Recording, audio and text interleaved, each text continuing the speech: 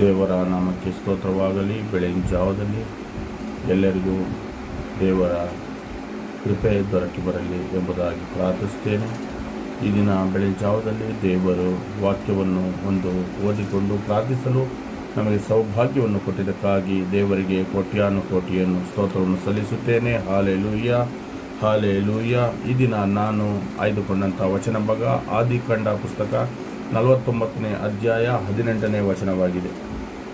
ಸರ್ವೇಶ್ವರ, ಎದುರು ನೋಡುತ್ತಿರುವೆನು ನಿನ್ನಿಂದ ಬರುವ ಸಂರಕ್ಷಣೆಯನ್ನು. ದೇವರು ಈ ವಾಕ್ಯವನ್ನು ನಮಗೆ ಕೊಟ್ಟಿದ್ದಾರೆ. ಈ ವಾಕ್ಯವನ್ನು ನಾವು ಸ್ವೀಕರಿಸಿಕೊಳ್ಳಬೇಕು. ಏಕೆಂದರೆ ನಮ್ಮ ಕಷ್ಟದ ಸಮಯದಲ್ಲಿ ನಾವು ಅನೇಕ ಬಾರಿ ಜನರನ್ನು ನಿರೀಕ್ಷಿಸಿಕೊಂಡಿರುತ್ತೇವೆ. ನಮ್ಮ ಅನಾರೋಗ್ಯದ ಸಮಯದಲ್ಲಿ ನಾವು ವೈದ್ಯರನ್ನು ನಿರೀಕ್ಷಿಸಿಕೊಂಡಿರುತ್ತೇವೆ. ನಮ್ಮ ಅಗತ್ಯಗಳಲ್ಲಿ ನಾವು ಸಹಾಯಕ್ಕಾಗಿ ಸ್ನೇಹಿತರನ್ನು ನಿರೀಕ್ಷಿಸಿಕೊಂಡಿರುತ್ತೇವೆ. ಆದರೆ ನಾವು ಸದಾ ಕರ್ತನಿಗಾಗಿ ನಿರೀಕ್ಷಿಸಿಕೊಂಡಿರಬೇಕು. ನಾವು ಮನುಷ್ಯರಿಗಾಗಿ ನಿರೀಕ್ಷಿಸಿಕೊಂಡಿರುವಾಗ ನಮಗೆ ಸಹಾಯ ಸಿಗದಿರಬಹುದು.